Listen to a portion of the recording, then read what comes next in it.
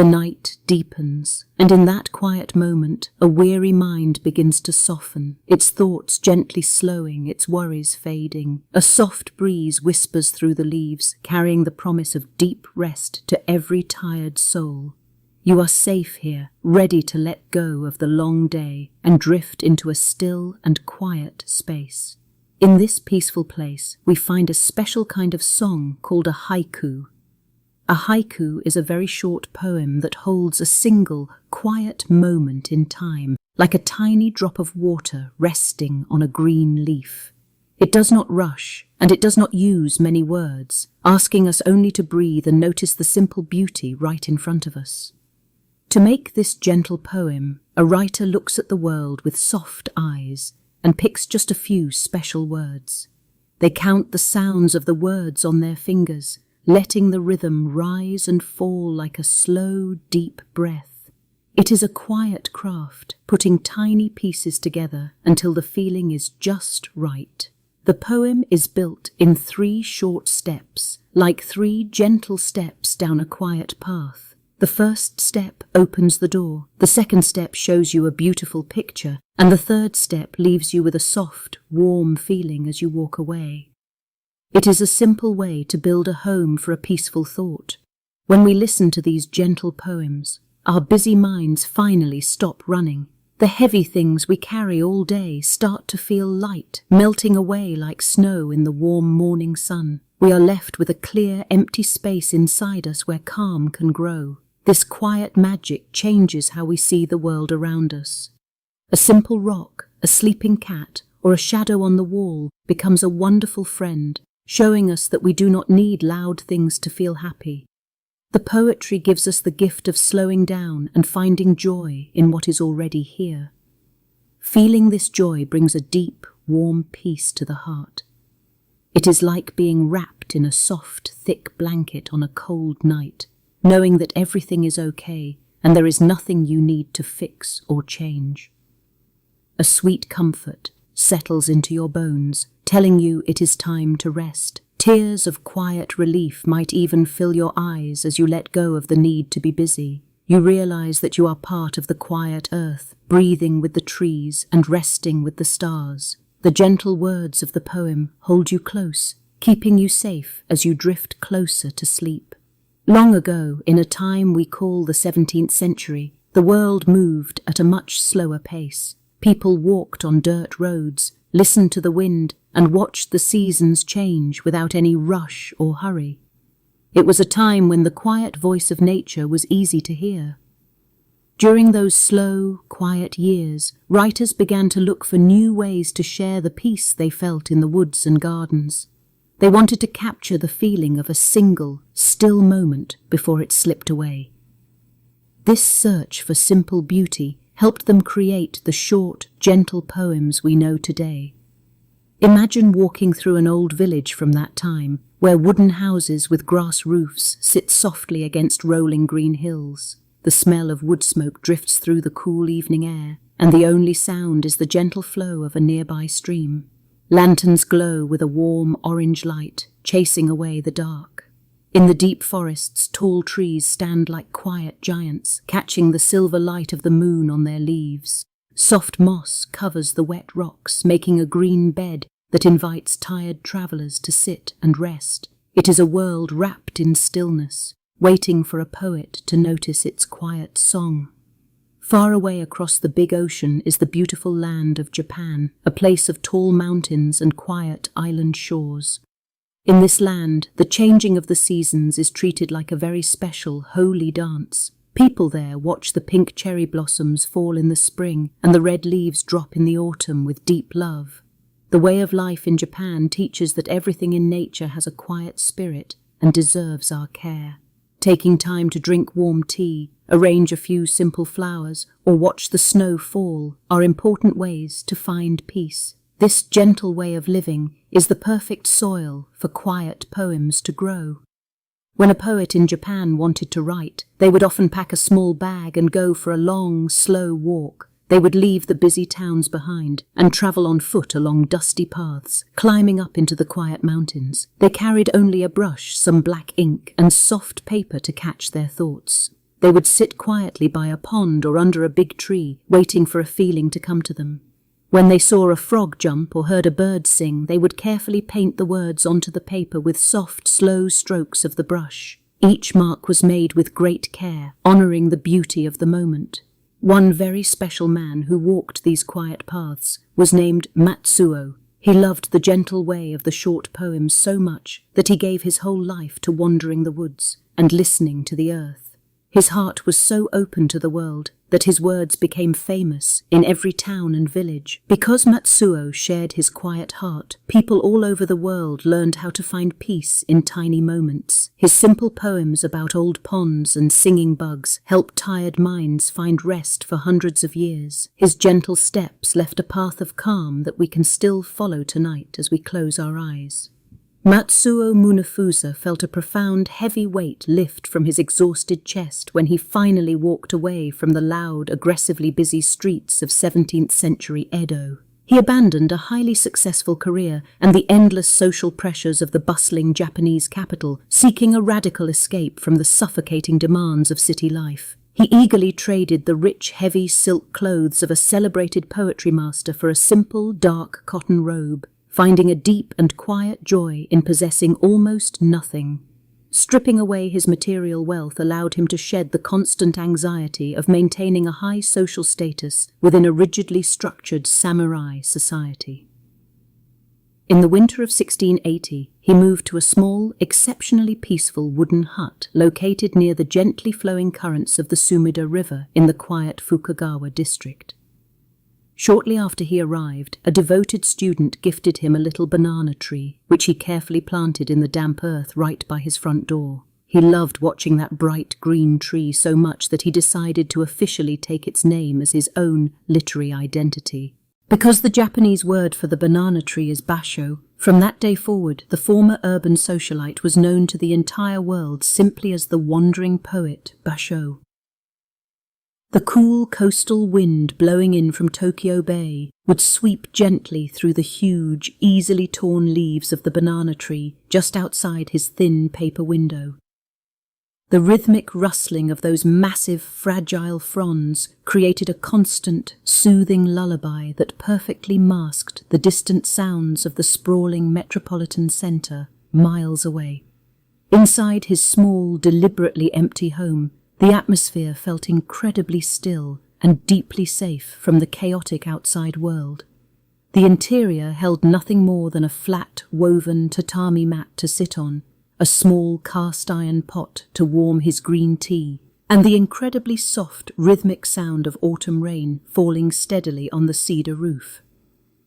During this period of intense isolation, Bashō followed a quiet, highly disciplined spiritual path called Zen, under the guidance of a local priest. This rigorous way of thinking taught him to look very closely at the exact physical moment he was experiencing right now, completely stripping away the heavy burdens of human ego and endless distraction. The practice was absolutely not about analyzing failures of the past or worrying endlessly about the survival of tomorrow.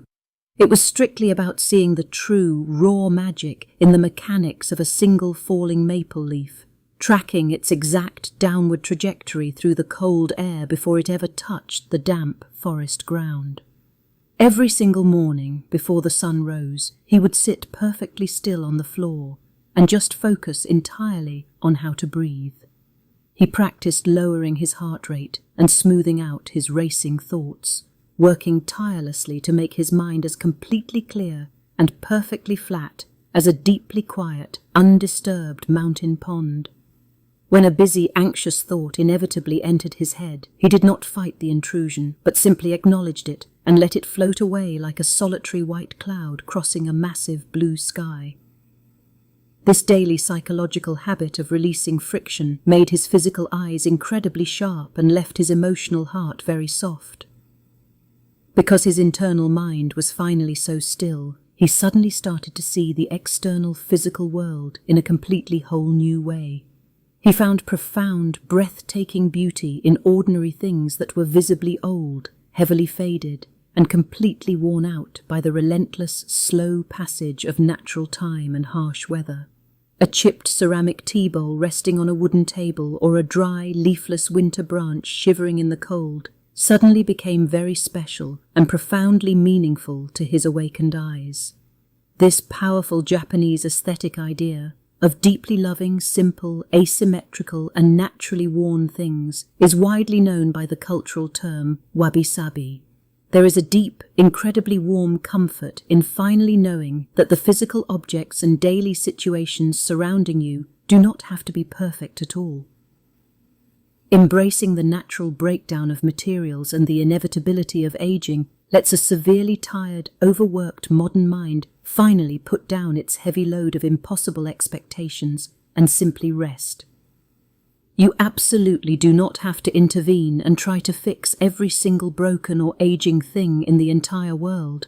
You can choose to just sit quietly, lower your tense shoulders, and breathe in perfect harmony with the quiet, flawed beauty of exactly how things are existing right in this very second. Bashō desperately wanted to share this profound sense of deep neurological rest with absolutely anyone who felt overwhelmed or chronically tired by the demands of life. He needed to engineer a highly specific literary way to catch that quiet, perfectly safe feeling and deliver it to exhausted travelers using just a few short, easily remembered words. He aggressively started to take away all the extra descriptive noise and long, flowery adjectives from his traditional court poems.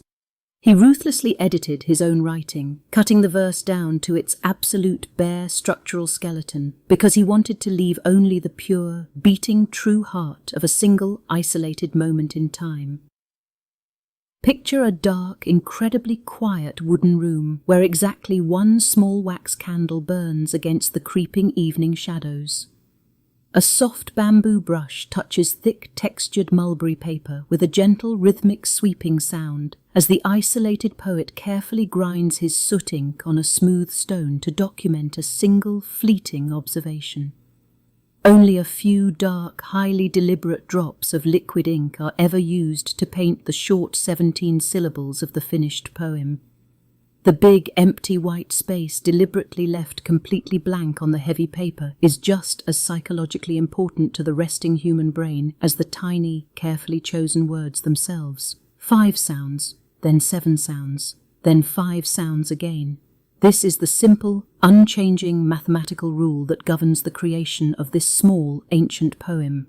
Originating in 17th century Japan, this strict 17-syllable structure forces the rushing mind to slow down and obey a very specific calming boundary that leaves no room for chaotic or anxious thoughts.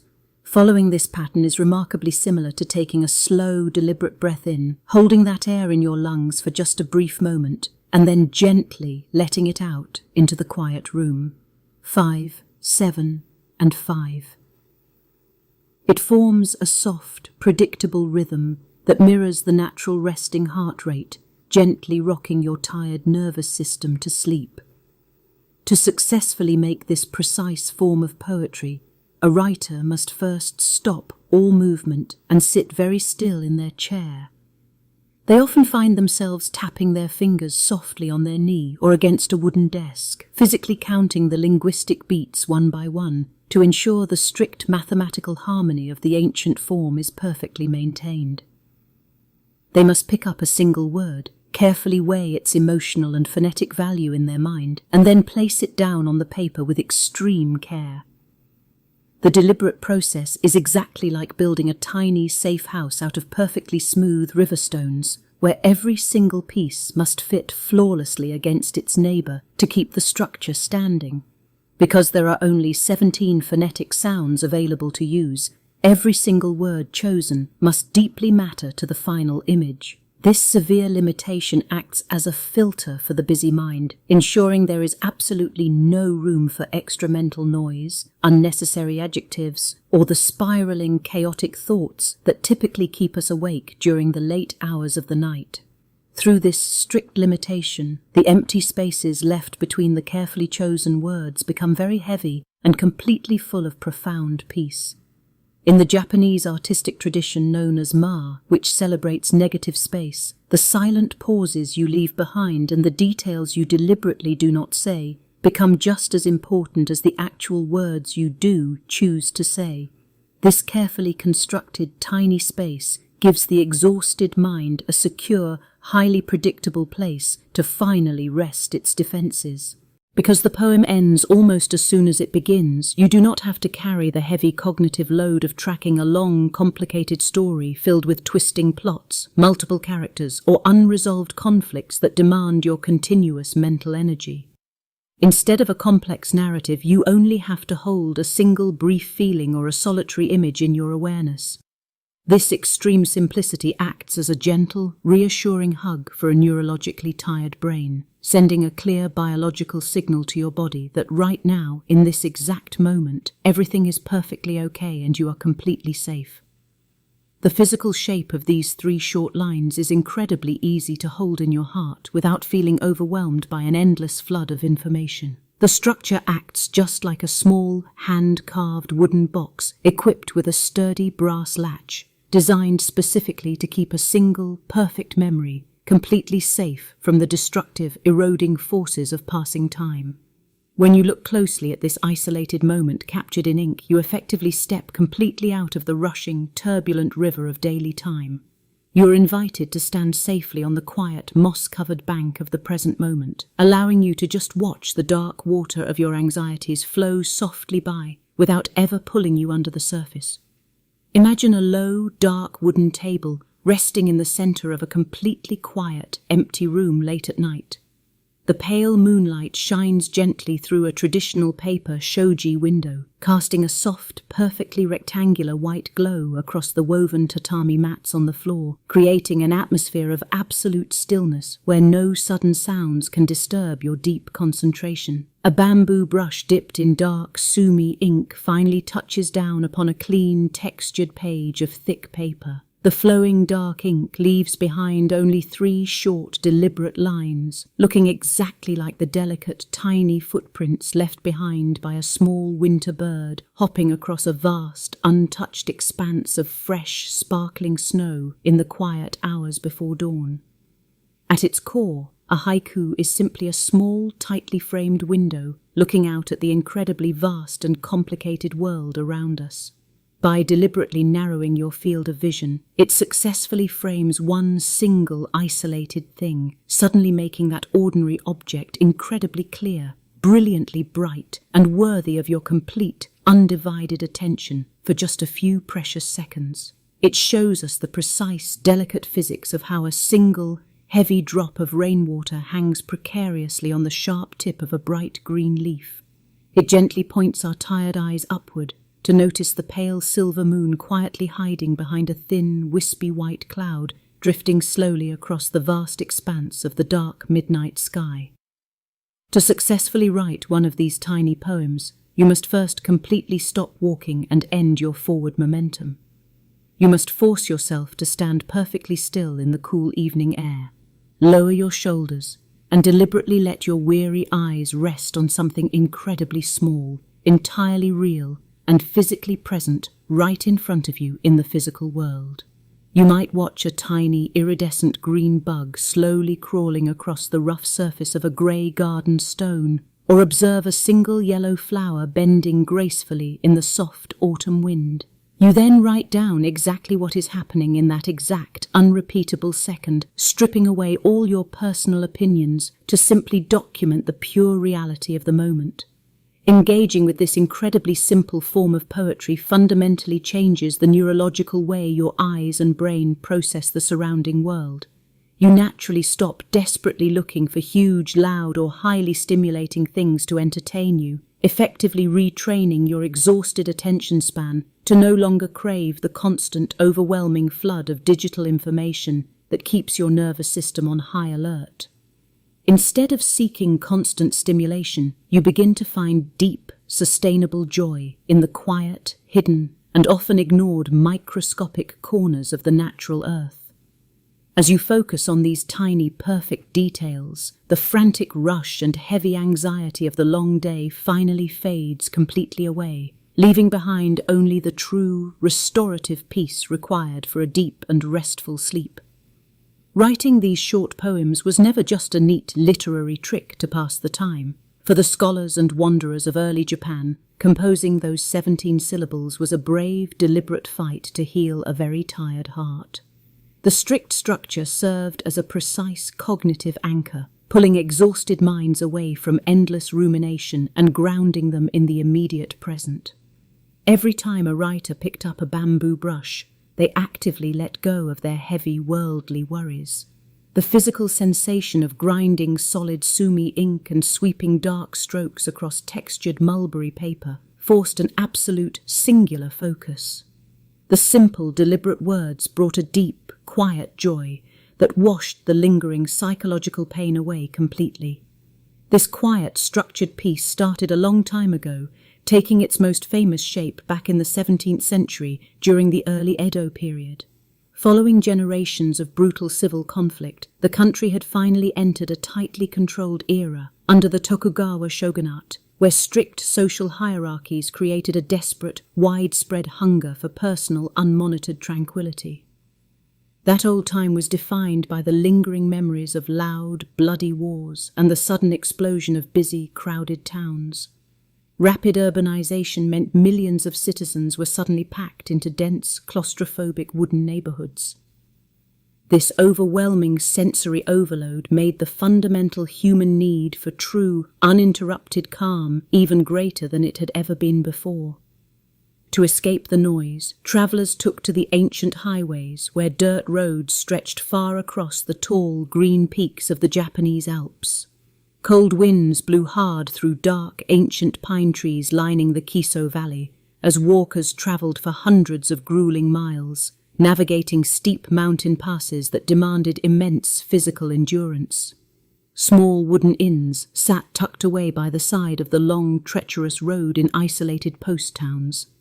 Inside these rustic sanctuaries, warm fires popped and glowed in sunken hearths filled with white ash, giving freezing, tired walkers a safe, soft place to finally rest their sore feet and recover from the brutal elements.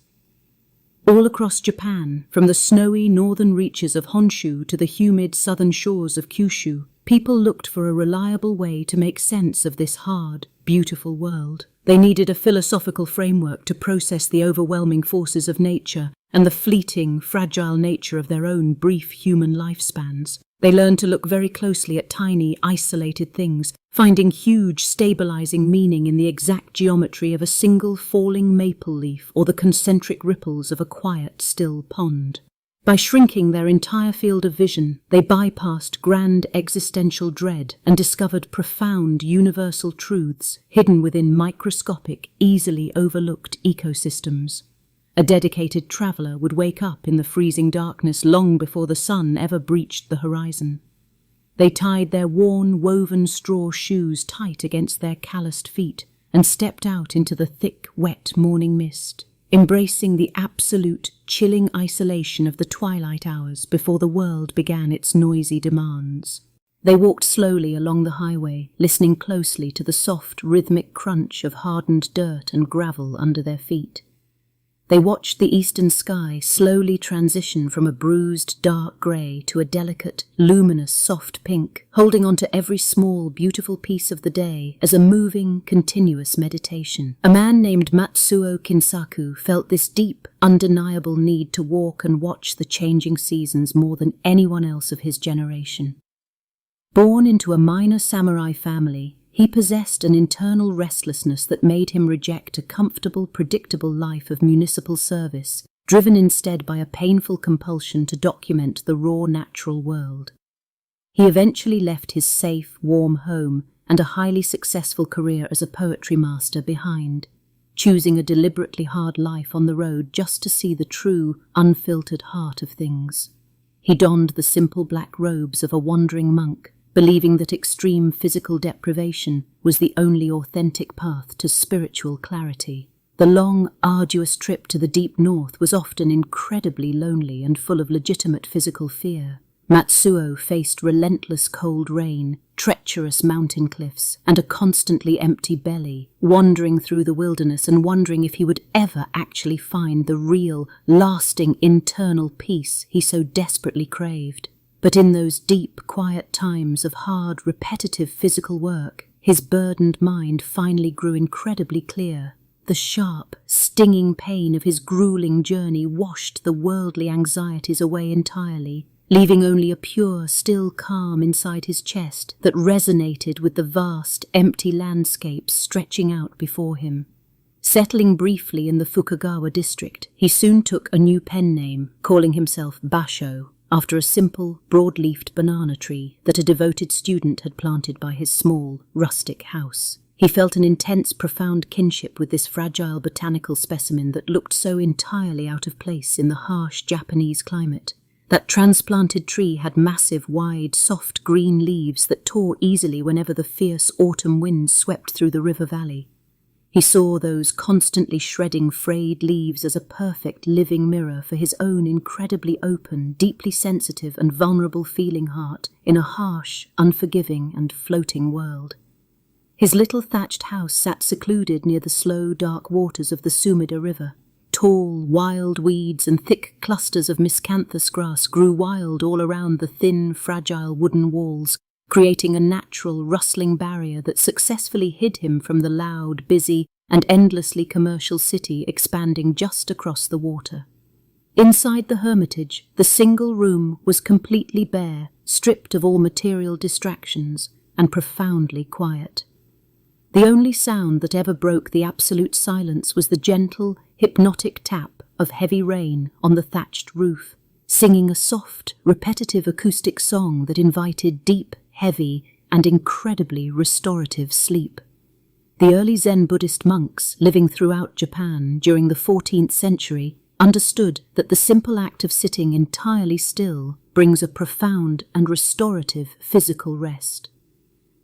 Through the daily practice of seated meditation known as zazen, these dedicated teachers discovered that holding a steady posture naturally lowers the human heart rate and quiets a racing mind. They demonstrated how a thoroughly calmed nervous system can observe the chaotic surrounding environment without any sudden urge to control or manipulate those external events. By intentionally shifting the body away from its stressful fight or flight response, these practitioners allowed their breathing to deepen, proving that true emotional security comes from releasing our tight grip on reality. To cultivate this specific biological peace within your own tired body, you only need to rest quietly and closely monitor the rhythmic flow of oxygen entering and leaving your lungs. Focusing your attention strictly on the gentle rise and fall of your diaphragm prevents intrusive nighttime anxieties from taking root, anchoring your wandering consciousness to the present moment. You do not have to expend any mental energy trying to solve the lingering problems of your workday or fix the complicated situations unfolding around you. Instead, you practice radical acceptance, allowing the entire physical world to remain exactly as it is, while you grant your exhausted physical form the absolute permission to power down for the night. This gentle and forgiving method of observing reality eventually blossomed into a celebrated Japanese aesthetic philosophy that finds immense beauty in objects that are visibly worn, weathered, and fading. Originating alongside the traditional 15th century tea ceremonies, this cultural movement asked people to stop seeking permanent perfection and instead honor the natural and inevitable process of earthly decay. Scholars and artists alike began to recognize that a heavily chipped clay bowl repaired with lacquer holds a much deeper emotional resonance than a flawless and shiny new porcelain cup. The visible network of cracks serves as a physical map of survival, proving that true value comes from weathering the passage of time rather than remaining perfectly untouched.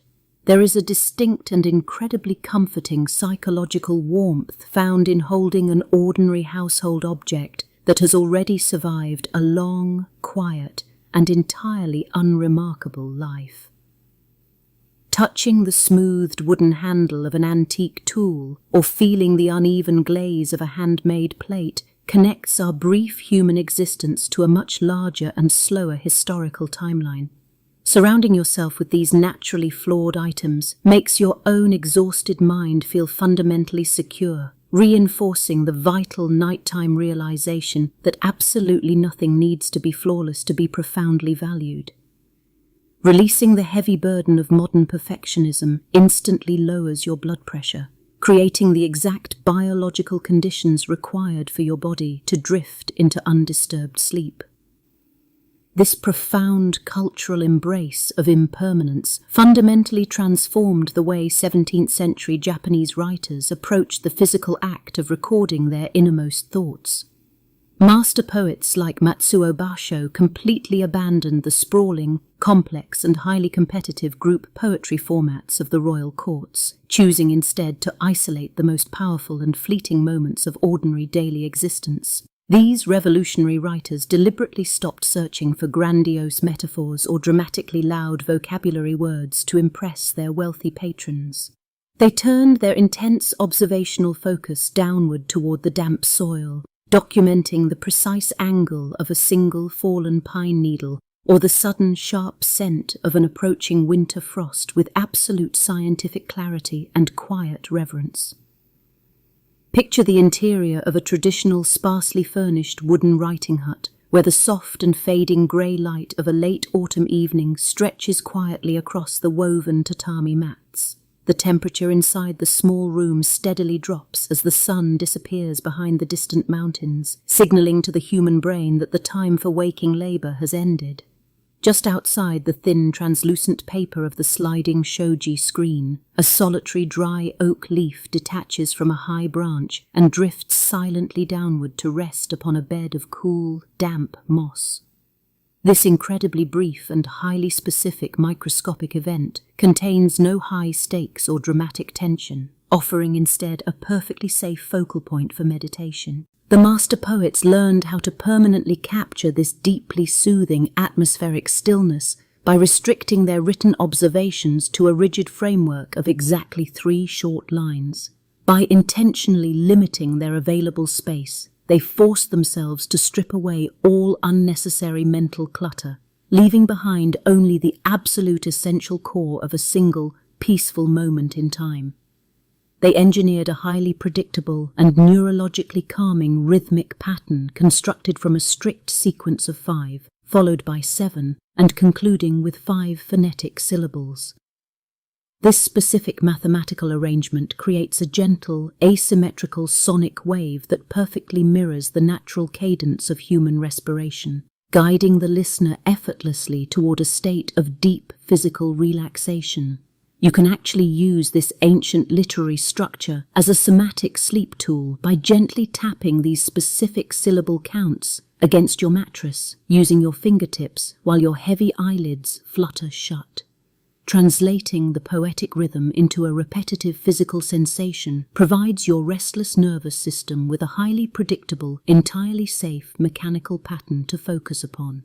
Count out 1, 2, 3, 4, 5, deliberately slow and steady beats to mentally recite the opening line of the poem while simultaneously matching that exact numerical duration to your incoming breath.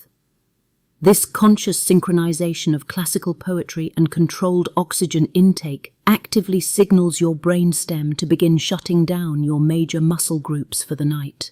Every individual phonetic sound carries immense psychological weight when you only possess 17 total syllables to successfully guide your racing consciousness away from the waking world and into restorative slumber.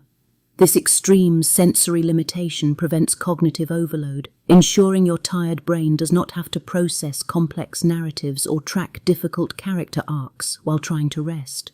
Each measured syllable drops like a perfectly smooth riverstone disappearing into the dark center of a completely still alpine pond, sending slow, radiating ripples of neurological calm across your entire mind. As the final 5 beats softly fade into total silence, the lingering resonance smoothly carries your stabilized brainwaves directly into the deepest stages of sleep. Counting each tiny sound within a 17-syllable structure brings a deep, slow rest to the overactive mind, acting as a measurable anchor for wandering attention. The heavy, tangled thoughts accumulated over 14 hours of daytime stress begin to melt away with every soft beat, replaced by a steady cadence that physically lowers your heart rate. You do not need to hold on to the massive, complex worries of modern life anymore, nor do you need to solve every lingering problem before midnight. Just feeling the predictable rhythm of a few gentle words gives your heart permission to finally let go of the day, signaling the nervous system that the time for vigilance has ended. The simple, unyielding shape of these 3 distinct lines is like a safe, quiet room, built specifically to shield your exhausted mind from external demands. By restricting the flow of information to a mere handful of carefully chosen syllables, the poem constructs a mental sanctuary where no overwhelming data or urgent notifications can possibly reach you. Stepping inside this small, meticulously crafted space feels exactly like closing a heavy oak door on the loud, endlessly busy world that constantly demands your attention. The rigid boundaries of the verse block out the chaotic noise of daily obligations, creating a soundproof barrier that allows your internal monologue to finally settle into a state of profound silence. Picture a tiny, traditional wooden house resting entirely alone in the center of a deep, ancient green forest, far removed from any sprawling city. The cedar walls are deliberately thin, letting in the cool, refreshing night breeze from the mountains and the soft, rhythmic song of crickets hidden among the damp ferns and mossy stones covering the ground. Inside this secluded sanctuary, there is just enough room for a small, warm charcoal fire and a single soft woven tatami mat designed specifically to sleep on. Absolutely nothing extra is needed here, just the bare, beautiful grain of the polished wood, the faint scent of burning ash, and the vast, quiet dark stretching endlessly outside the paper windows. A traditional haiku works in the exact same architectural way as that tiny, perfectly proportioned wooden house sitting in the middle of the quiet woods. It strips away every unnecessary decoration and complex argument, offering a highly functional mental shelter that requires absolutely no exhausting interpretation or heavy emotional labor from the person seeking refuge within its walls. It holds only the most vital, immediate parts of a single passing moment, keeping you entirely safe and comfortably warm in the present second. By focusing your attention on a singular image, like a falling leaf or a melting snowflake, the poem prevents your mind from projecting into anxious futures or ruminating over unchangeable events from the distant past. You read the short first line, usually consisting of just 5 syllables, and your shallow chest breathing automatically starts to slow down to match the measured pace. Then you read the slightly longer second line of 7 syllables, and the tight, contracted muscles pulling at your neck and shoulders gently drop as the imagery begins to take root. By the time you reach the third and final 5-syllable line, the vivid natural picture is completely formed in your mind's eye. The poem suddenly stops without warning, leaving a long, deeply peaceful quiet hanging in the air, creating a deliberate void that invites your brain to drift naturally into the early stages of restorative sleep. This remarkably old kind of minimalist poetry, perfected over 400 years ago, leaves a lasting, calming mark on the deepest layers of the soul.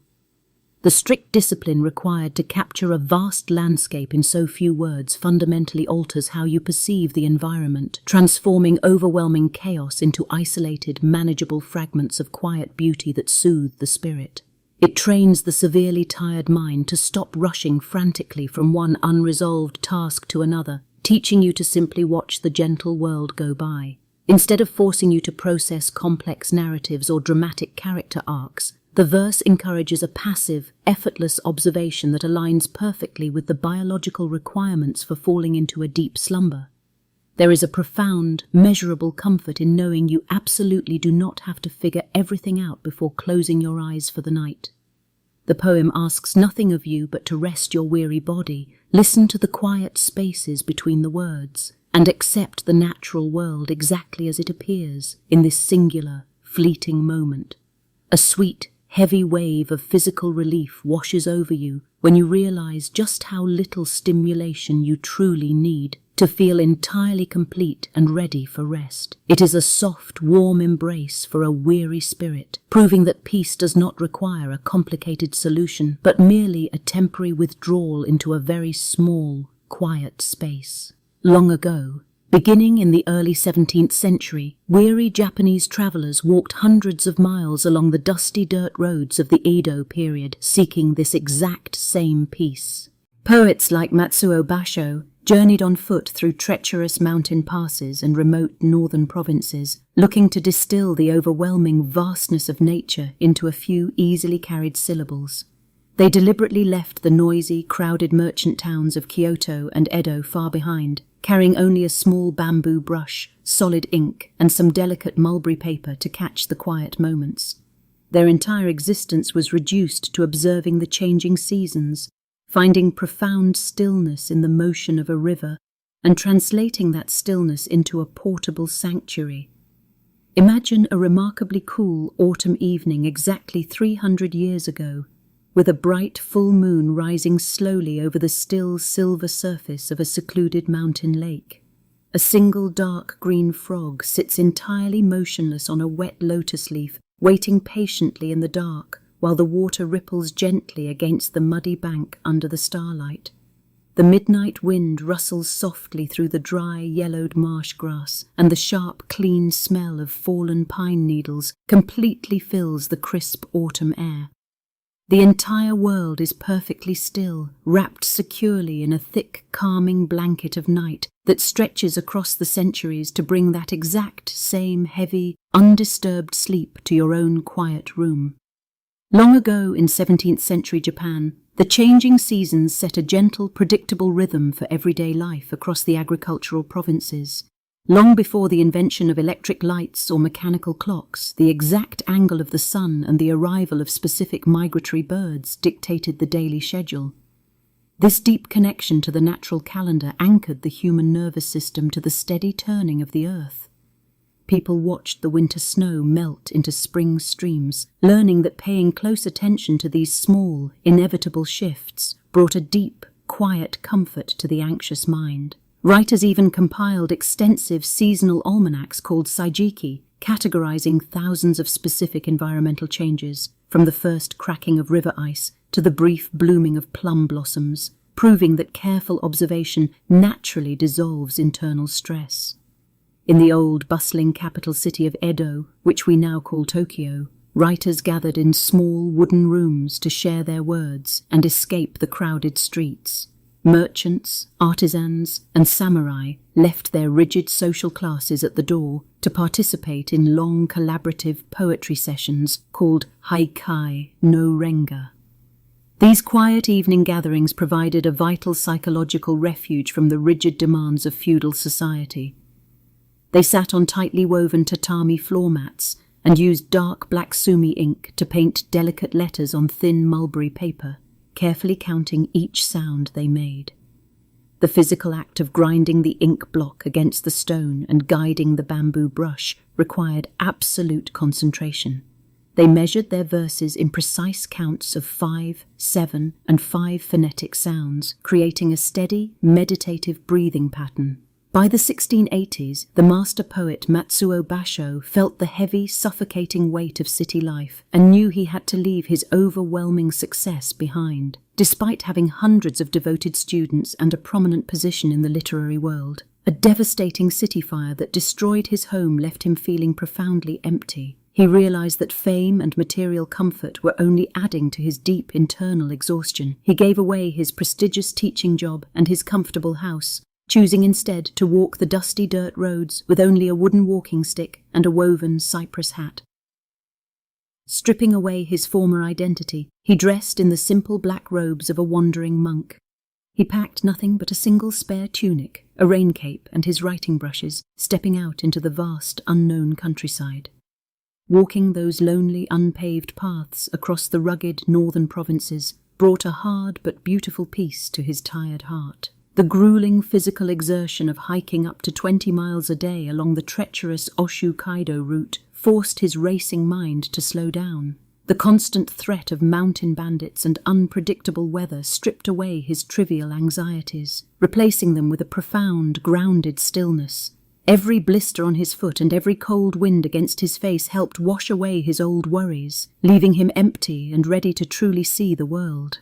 As his body grew exhausted climbing steep mountain passes, his ego slowly dissolved. This intense physical fatigue triggered a mental state the Zen masters called mushin, or no mind, clearing the static from his brain and opening his eyes to reality. As Bashō moved further north into the remote Tohoku region, the loud, chaotic noises of the commercial world faded into an absolute, enveloping silence. The shouting vendors and rattling wooden carts of Ido were replaced by the whispering wind through the mountain valleys. This deep acoustic shift allowed his overstimulated nervous system to reset, tuning his ears to frequencies of nature that most people completely ignored. He stopped looking for big, loud moments and started looking for the tiny, quiet things hiding right in front of him. Instead of writing about grand courtly romances, mythological dragons, or epic samurai battles, he focused his complete attention on a single discarded cicada shell, a duck sleeping on a freezing lake, or a humble chestnut burr. He found infinite depth in the most ordinary, overlooked details.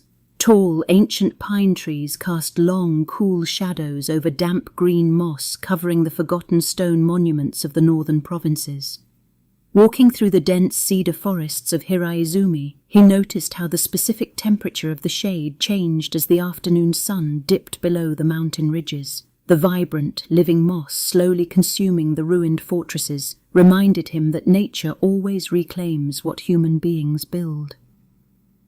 A small old pond sat perfectly still in the middle of a quiet forest, its dark water acting like a smooth glass mirror for the grey sky above.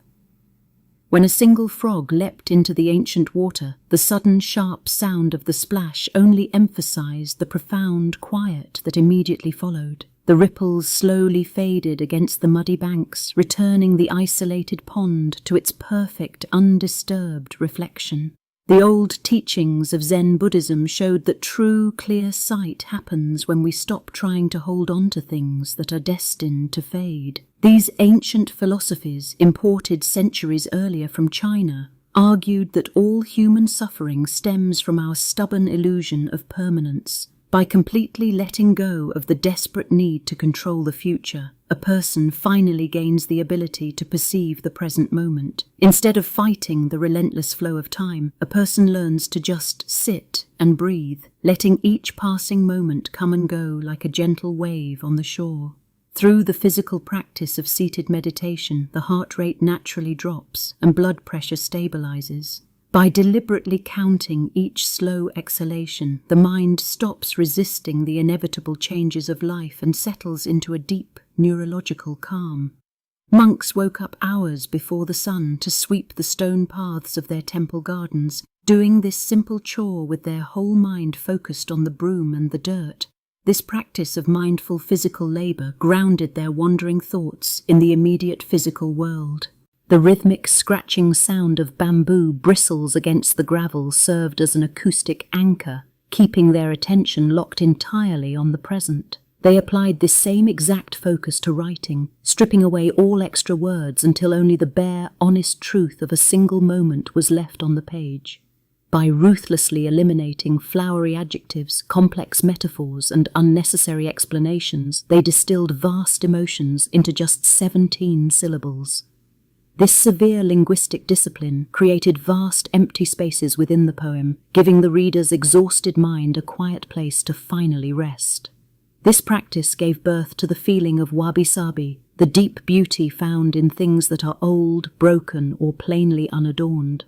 Emerging from the quiet discipline of 16th century tea ceremonies, this aesthetic philosophy actively rejected artificial perfection and flashy symmetry. It celebrated the weathered texture of rusted iron, the asymmetrical shape of a hand-molded clay bowl, and the quiet dignity of untreated wood exposed to the rain. By loving a chipped teacup or a fading autumn leaf, people found a lasting calm, knowing that everything changes and that is perfectly okay. Recognizing the inevitable decay of all things lowers the internal pressure to maintain a flawless life. Just as a cracked ceramic bowl repaired with veins of gold becomes more valuable, embracing our own impermanence prepares the mind to let go, drift away, and finally sleep. The ancient aesthetic philosophy of finding profound beauty in broken or imperfect things continued to touch the hearts of exhausted writers long after the late 1600s. Wabi-sabi evolved beyond a mere historical concept to become an active psychological refuge for anyone feeling worn out by the relentless demands of society. It offered a radical permission to accept the flawed nature of human existence without striving for an impossible perfection. Across the weathered pages of surviving Tokugawa-era travel journals, wandering poets documented the deep psychological comfort found in watching seasonal elements naturally fade. They uncovered a profound, warming peace in the realization that cherry blossoms must fall and autumn leaves must wither, proving that nothing lasts forever. This gentle acceptance of impermanence allowed the anxious mind to stop fighting the relentless forward march of time and simply rest. Moving decisively away from the massive, heavy volumes of classical court literature, everyday merchants and artisans in small Japanese towns began to fiercely adopt this highly compressed, accessible method of writing. The revolutionary idea of capturing an entire emotional landscape in the space of a single human breath quickly migrated from the quiet, isolated Zen temples directly into the bustling, noisy merchant districts of major cultural centers. By the year 1700, local shop owners, traveling merchants, and rural farmers were regularly gathering to share these highly structured, tiny poems at neighborhood tea houses. The practice forged a vital psychological bridge for the working class, effectively connecting the chaotic, loud demands of busy commercial days with the necessary, restorative stillness required for deep sleep during the quiet nights. Heavy winter snow routinely fell across the sweeping wooden roofs of the booming capital city of Edo, effectively burying the overwhelming noise of the crowded urban center beneath a thick, sound-dampening white blanket. Inside the freezing, uninsulated rooms of traditional wooden houses, small charcoal fires cracked in open hearths, casting a flickering warm light onto the cold hands of writers carefully gripping bamboo ink brushes. Bitter freezing winds constantly whistled through the fragile rice paper doors, yet the focused minds operating inside those humble dwellings remained completely still, grounded, and psychologically safe. These dedicated urban writers were putting the crucial final structural touches on an observational framework and a deliberate way of processing the natural world that would successfully endure for hundreds of years across entirely different continents. The trusted, unyielding structural rule of 5, followed by 7, and ending with 5 phonetic beats, remained the steady, grounding heartbeat of every single verse composed within those quiet rooms. This highly predictable mathematical rhythm provided the exhausted, overactive human mind with a clearly defined, incredibly safe cognitive path to walk down whenever anxious evening thoughts became far too heavy to carry into the night. Formal educational academies and informal poetry circles across the entire Japanese archipelago began to teach this exact rhythmic pattern as a proven cognitive tool to help ordinary citizens process information clearly. The strict 17-syllable structure acted as a perfectly constructed, neat little container where absolutely anyone could safely pack away a massive, overwhelmingly messy emotional experience without fear of it spilling over. The definitive shape of this gentle literary art was effectively set in stone, demanding a rigorous physical preparation before a single word could be captured. Writers were required to carefully grind their solid black ink sticks against a stone, precisely dip their bamboo brush into the dark liquid, and press the bristles onto the mulberry paper with exactly the right amount of pressure to make the visual poetry flow. Each deliberate mark of the wet brush was executed with extreme slowness, accompanied by deep, measured breaths taken intentionally between every single painted character. The demanding physical act of grinding the ink and guiding the brush across the page became just as neurologically calming and therapeutically important as the actual meaning of the carefully chosen words themselves. The mandatory requirement of counting every single sound and syllable effectively short circuited the anxiety loop, forcing the busy, future-oriented mind to immediately slow down and focus entirely on the present moment. The revered 18th century haiku master Kobayashi Issa demonstrated that this incredibly strict counting mechanism actually granted his students the profound psychological freedom to completely stop worrying about the unpredictable tragedies of tomorrow. Because the strict format only permitted 17 distinct sounds, dedicated writers were forced to ruthlessly drop all the extra intellectual baggage and spiraling complaints from their exhausted minds. The resulting psychological clarity generated a deep, lasting physiological calm that reliably washed over both the creator of the verse and absolutely anyone who took the time to quietly read the beautifully sparse, gentle words before attempting to sleep. The profound neurological peace generated by these short, rhythmic poems absolutely did not fade away when the legendary historical masters finally passed on.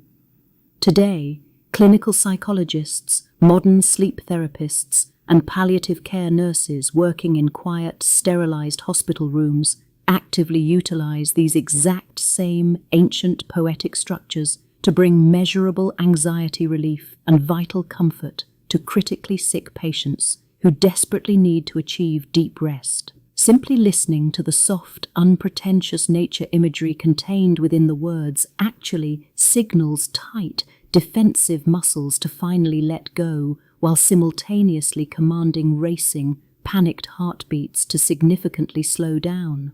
The practice acts as a gentle, scientifically measurable intervention for the nervous system, proven in modern clinical settings to help real people find real, restorative sleep when the midnight hours feel far too dark and lonely. From those isolated, snow-covered Japanese mountains, this quiet cognitive practice successfully migrated across vast oceans, eventually integrating directly into modern educational curriculums and bustling classrooms all around the entire world. Teachers working in massive, overwhelmingly loud metropolitan cities deliberately began using the 17-syllable poems to grant overstimulated children a desperately needed moment of perfect, focused quiet right in the middle of a chaotic school day.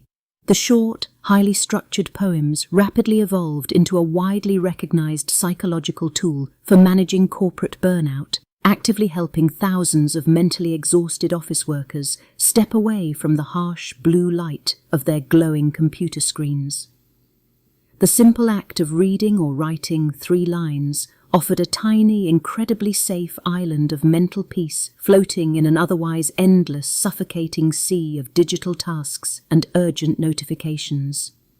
Inside a quiet, darkened suburban bedroom today, a chronically exhausted mother finally closes her heavy eyes and deliberately listens to the cold autumn rain gently hitting the fragile glass windowpane. The soothing, repetitive acoustic sound of the falling water droplets perfectly matches the steady, grounding 3-line rhythm of the classical nature poem she silently repeats over and over again inside her tired, racing head.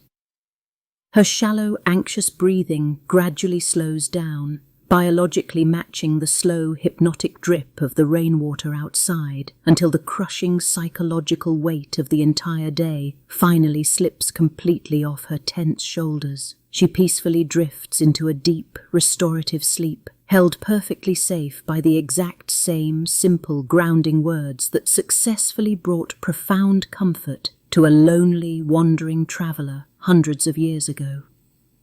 The quiet night wraps around us, soft and still, as we examine how these tiny poems fundamentally shifted global literary traditions.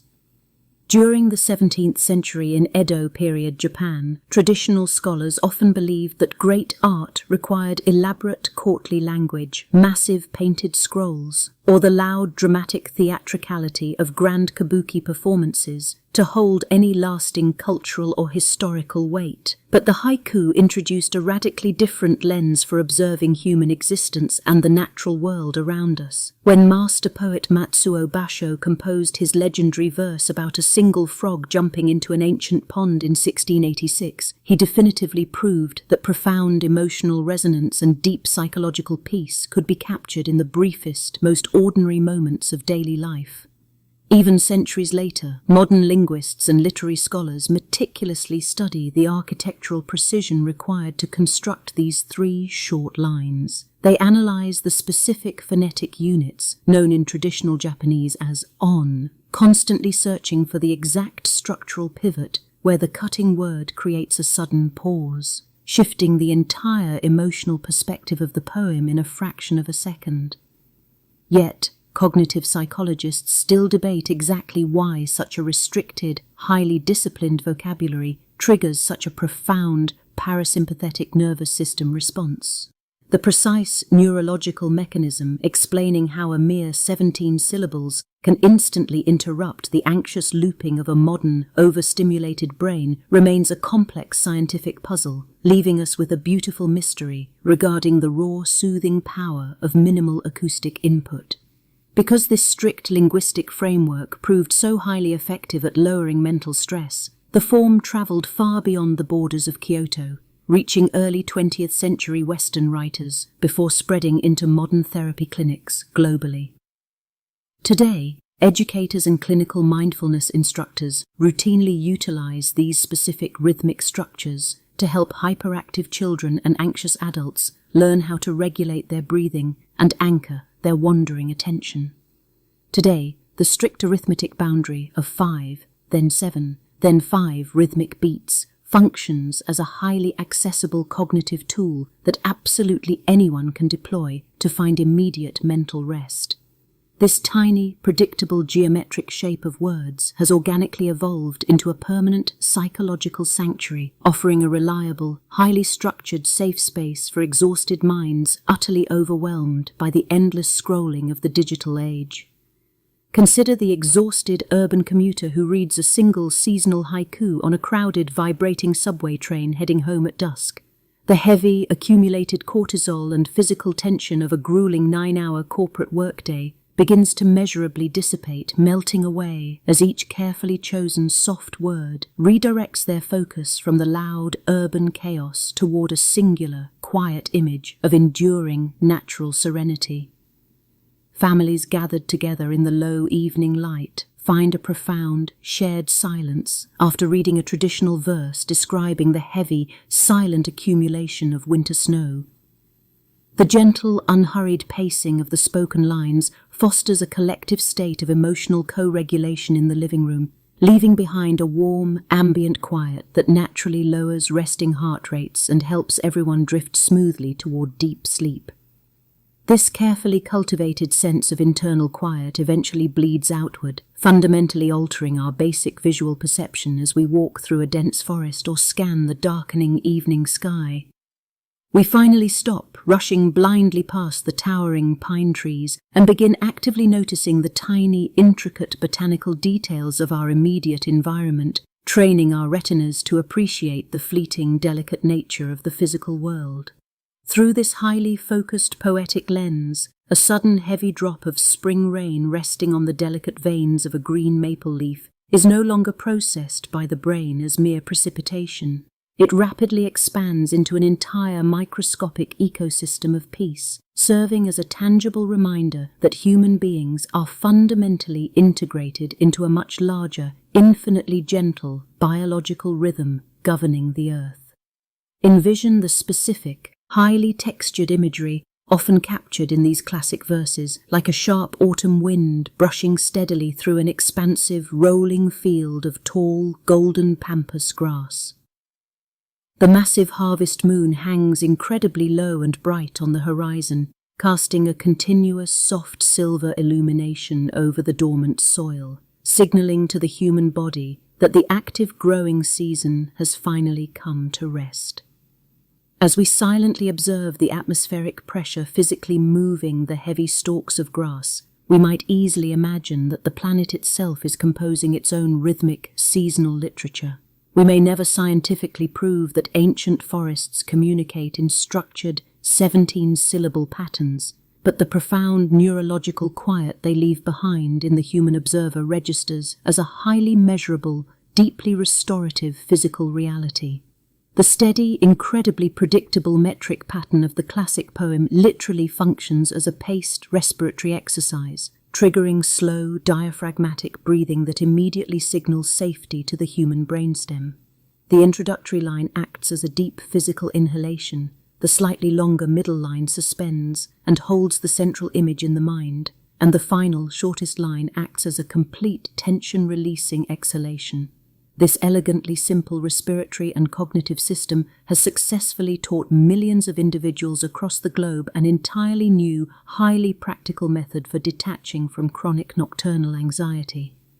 The absolute most enduring historical gift of these 3 brief lines is a highly portable, universally accessible pathway to emotional regulation, remaining permanently available to absolutely anyone struggling to calm their nervous system at the stroke of midnight. When a person actually sits down at a quiet desk to compose their own original haiku, they are forced to ruthlessly edit and strip away all unnecessary adjectives and excessive emotional descriptions. This deliberate, highly focused editorial process acts as a potent form of mental decluttering, requiring the writer to slowly filter out the loud, chaotic noise in their head until only the absolute core truth remains. This gentle, highly absorbing creative labor ultimately leaves the solitary writer experiencing a profound sense of psychological lightness, effectively emptying the working memory of its heavy, daily burdens. By physically transferring their most complex, tangled emotional thoughts onto a simple, flat sheet of paper, they successfully clear the necessary mental bandwidth required to transition smoothly into a state of deep, uninterrupted, and highly restful sleep. The ultimate psychological result of intensely studying this microscopic art form is the permanent cultivation of a deep, abiding respect for negative space, known in traditional Japanese aesthetics as imma. We fundamentally learn that the deliberate silences we leave on the page and the specific, painful things we actively choose not to describe carry just as much emotional weight as the actual words we speak aloud. This radical, permanent shift in perspective changes absolutely everything about how we approach our nightly physical rest, conclusively proving that true silence is never merely an empty void to be feared. Instead, we discover that this vast, quiet space is densely packed with restorative peace, waiting patiently and gently to carry our exhausted human consciousness away into the soft, incredibly welcoming darkness of the midnight hours. Even now, a profound and gentle secret remains woven into these ancient syllables. Modern linguists and sleep researchers cannot fully explain how just 3 short lines following a strict mathematical rhythm hold so much quiet power over the human nervous system. It is an enduring puzzle of the human heart, slipping past our busy analytical minds like a soft evening breeze moving through autumn branches. We cannot track the exact microscopic second when a heavy, spiraling worry finally fades away into the textured paper. The old 17th century masters like Matsuo Bashō left us the precise ink and words, but the deep physiological peace we feel inside our bodies is a quiet, personal gift we must open on our own as our brainwaves slowly shift from waking alertness into the steady rhythm of rest. As centuries passed, these tiny structured poems travelled far beyond the old cedar-lined mountain paths of Kyoto and Edo. They crossed wide oceans during the 19th and 20th centuries, finding a permanent home in the towering steel apartments of busy modern cities and the wooden porches of quiet country towns all over the world, offering universal comfort to restless minds in dozens of different languages. The true lasting mark of this 400-year journey is the incredibly practical, quiet help it gives us in our modern, overstimulated era. Anyone, anywhere, regardless of their literary background, can use these simple, nature-focused words as a mental anchor to stop racing midnight thoughts, slow their breathing rate, and finally build a gentle, reliable bridge into the deepest stages of restorative sleep. Picture a deeply tired person sitting by the warm amber glow of a soft bedside lamp at the absolute end of a very long, demanding day. The entire house has grown perfectly still, the digital screens are finally turned off, and a small cloth-bound book of these short, naturalistic poems rests gently in their relaxed hands, waiting to wash away the lingering static of the afternoon. As they read the simple, unhurried words describing a single falling autumn leaf or the still surface of a quiet winter pond, their tense shoulders visibly drop. The tight, physical knot of daily stress held in their jaw and chest simply melts away into the mattress, lowering their heart rate and leaving a vast, calm mental space for real, uninterrupted rest to finally begin. This elegant tradition fundamentally changed how we understand the relationship between written words and profound internal peace. People often think we need long, complicated answers to fix big, overwhelming worries, but these short poems show us that the Japanese concept of empty space is just as strong. By intentionally leaving extra words out, the overworked mind finds the necessary room to breathe, slow its frantic processing, and peacefully drift off. Outside your own bedroom window, the vast night sky glows soft, silent, and wonderfully dark. Just like a single, perfect drop of morning dew resting effortlessly on the edge of a green bamboo leaf, your wandering mind is finally still, completely untethered from the demands of tomorrow and entirely ready to fall into a deep, uninterrupted and beautiful sleep.